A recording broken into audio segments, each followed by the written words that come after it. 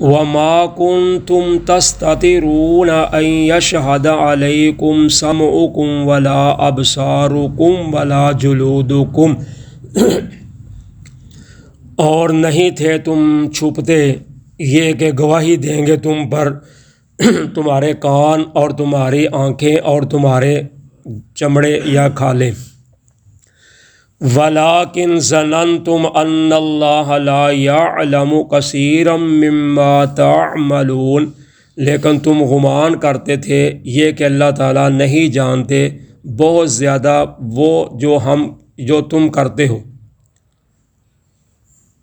پیچھے جو کل ہم نے سبق پڑھا تھا اس میں تھا کہ کل قیامت کے دن مجرم جو باغی لوگ ہوں گے ان کے جسم جو ہیں یعنی کان، آنکھیں اور ان کے چمڑے یعنی کھال وہ گواہی پیش کریں گے یہ دنیا میں کیا کرتے رہے ہیں.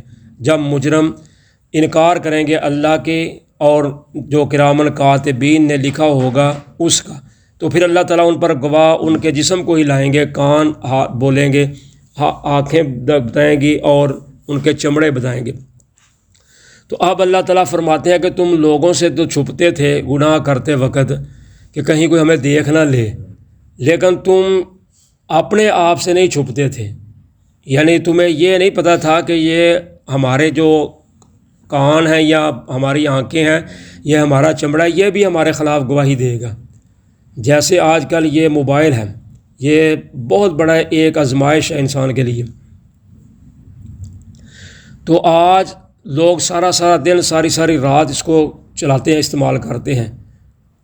تو نبی اکرم صلی اللہ علیہ وسلم سے گناہ کے بارے میں پوچھا گیا کہ گناہ کس کو کہتے ہیں، تو آپ فرماتے ہیں وَكَرِهْتَ أَن يَطَّلِعَ عَلَيْهِ النَّاسِ، گناہ اس چیز کا نام ہے جو تیرے دل میں کھٹکے اور تو یہ محسوس کرے کہ کوئی مجھے دیکھ تو نہیں رہا. تو اگر آپ میں سے کسی نے موبائل پکڑا ہوا ہے تو دیکھ رہا ہے، تو اگر کوئی آئے تو وہ فوراً بٹن بند کرے تو سمجھ لو کہ وہ گند دیکھ رہا ہے یا غلط کام کر رہا ہے. تو اگر وہ ایسا نہیں کر رہا تو پھر اگر کوئی آتا ہے تو جیسے وہ چلاتا ہے چلا ہی رکھے. تو ہمیشہ ایسا ہی ہوتا ہے کہ بندہ چلا رہا ہوتا ہے تو اس کی نظر ادھر ادھر ہوتی ہے، کوئی دیکھ تو نہیں رہا. اگر کوئی اچانک آ جائے تو وہ فوری طور پہ بٹنوں کو ہاتھ لگانا شروع کر دیتا ہے، بند کرنا. تو پھر ڈر کس چیز کا ہے؟ تو اس لیے یہ آج کل کا فتنہ، پہلے دوسرے تھے ٹی وی وغیرہ جو کیبل وغیرہ چلتے تھے یا ڈش انٹینے وغیرہ چلتے تھے، تو آج یہ انسان کے ہر وقت ہاتھ میں ہوتا ہے. تو یہ کل قیامت کے دن گواہی دے گا، جو اس کو انسان چلاتا ہے نا، کل کو اس نے بھی بولنا ہے. تو یہ ہاتھ جن کے ساتھ چلاتے ہیں، جن کے ساتھ دیکھتے ہیں، سنتے ہیں، تو یہ سب کچھ بتائے گا. تو اس لیے انسان کو اس سے بچنا چاہیے. ضرورت کے لیے جو استعمال بنا ہے یا ضرورت ہے کرنا چاہیے، لیکن باقی اس سے بچنا چاہیے جتنا بھی بچا جائے. تو یہ ہے اللہ تعالیٰ فرماتے ہیں تم لوگوں سے تو چھپتے تھے، اپنے آپ سے تم نہیں چھپتے تھے.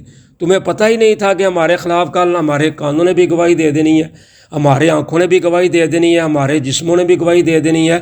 کیوں کہ تمہارا یہ گمان تھا کہ اللہ تعالیٰ بہت زیادہ جو کام ہم کرتے ہیں نا ان کو اللہ تعالیٰ دیکھتا ہی نہیں، جانتا ہی نہیں. یعنی تمہارا یہ عقیدہ تھا کہ میں کون دیکھ رہا ہے، میں رضائی میں پڑا ہوں یا میں اندر بند کمرے میں ہوں، مجھے کون دیکھ رہا ہے.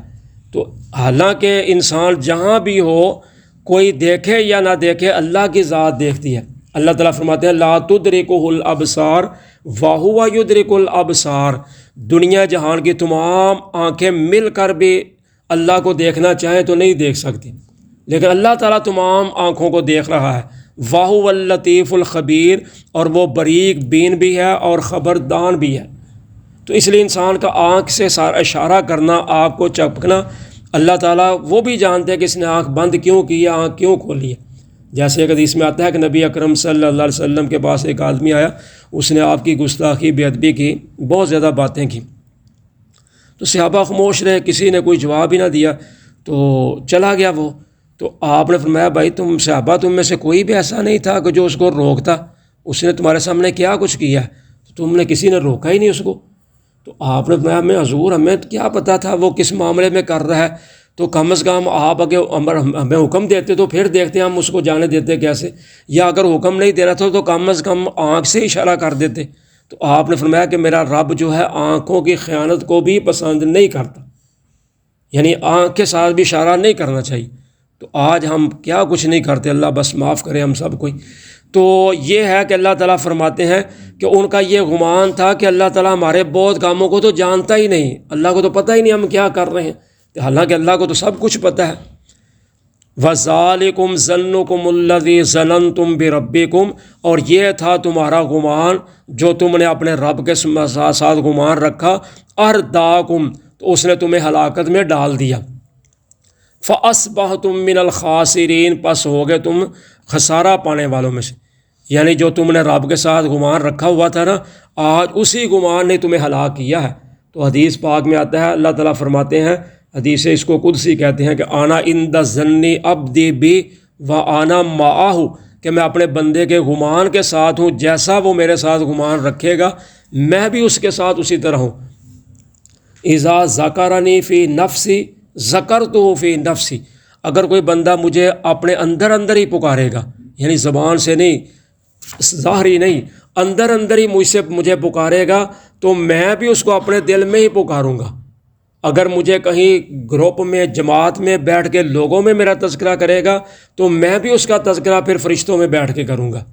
جیسے وہ موسیٰ علیہ السلام والا مشہور و معروف واقعہ بھی ہے نا، کہ بارش نہیں ہو رہی تھی تو اللہ تعالیٰ نے فرمایا تھا یہ ایک بندہ آپ کی قوم میں، اس کو باہر نکالو تو پھر ہم بارش برسائیں گے، کیونکہ ہم نے بارش نہیں برسانی، یہ بندہ ہم سے اس سے ناراض ہے۔ تو اب موسیٰ علیہ السلام نے اعلان کر دیا تو اب کوئی بھی نہ نکلا تو بارش ہو گئی۔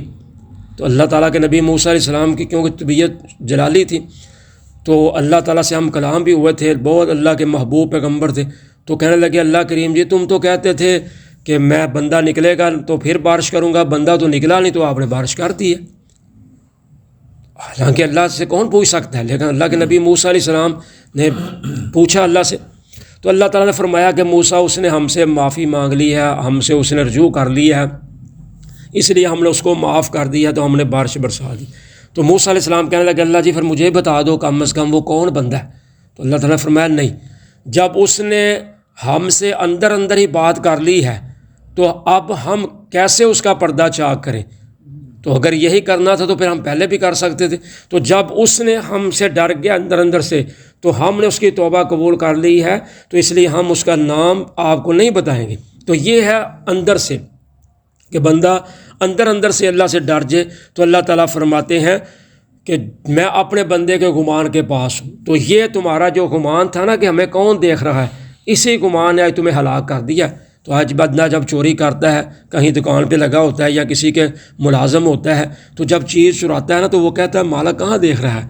تو آج کل تو لوگوں نے کیمرے بھی لگا دیے ہیں نا، تو لکھا ہوتا ہے کہ کیمرے کی آنکھ دیکھ رہی ہے، لیکن لوگ پھر بھی لے جاتے ہیں ادھر ادھر کر کے۔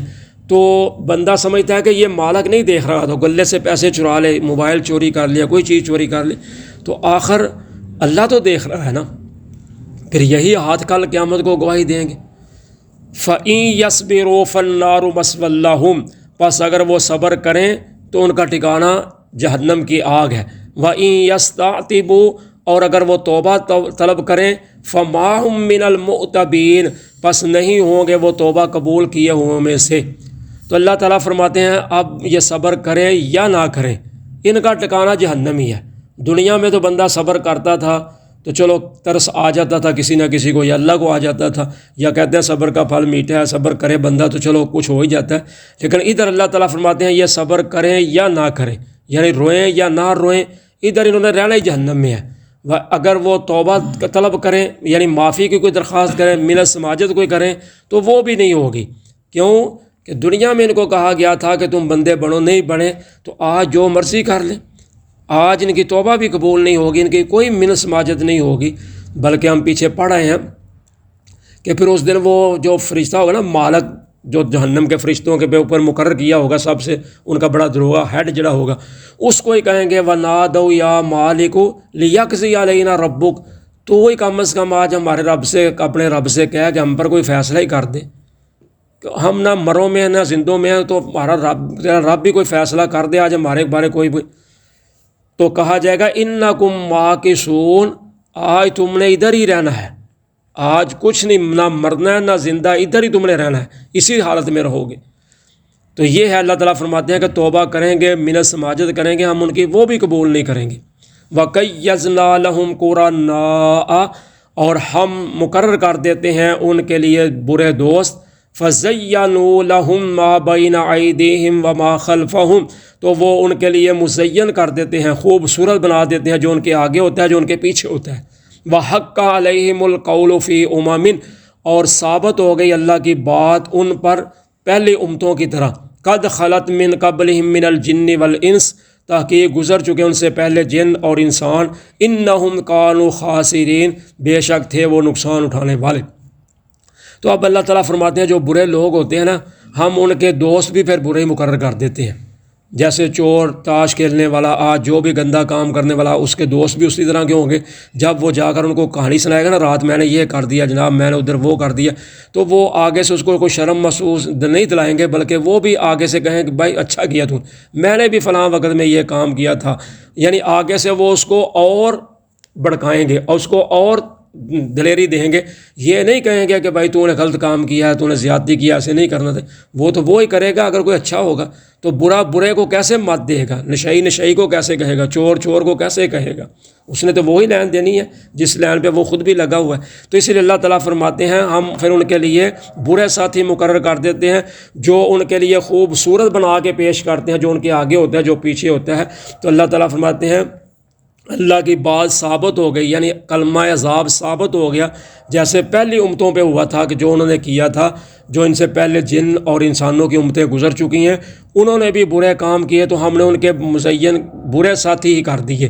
تو اس لیے حدیث میں آتا ہے کہ جب تم کسی کے ساتھ دوستی کرو تو سب سے پہلے اس کا دین دیکھو کہ آیا یہ دیندار بھی ہے یا نہیں۔ تو اگر دیندار ہے تو اس سے دوستی رکھو، پھر اس کا نام پوچھو، پھر اس کے باپ کا نام پوچھو۔ کیوں کہ آپ فرماتے ہیں المرء علی دین خلیلہ، کہ ہر بندہ اپنے دوست کے دین پہ ہوتا ہے۔ یعنی آج جیسے آپ سب کو پتہ ہے کہ دوستی ایک ایسی چیز ہے کہ بندہ کہتا ہے میں دوست کو نہیں چھوڑ سکتا، باقی میں ماں باپ کو چھوڑ دوں گا، فلاں چھوڑ دوں گا، لیکن دوست کو نہیں چھوڑوں گا۔ تو اس لیے کل قیامت کے دن اللہ تعالیٰ فرماتے ہیں دوست دوست کا دشمن تو ہوگا سوائے متقی پرہیزگار لوگوں کے۔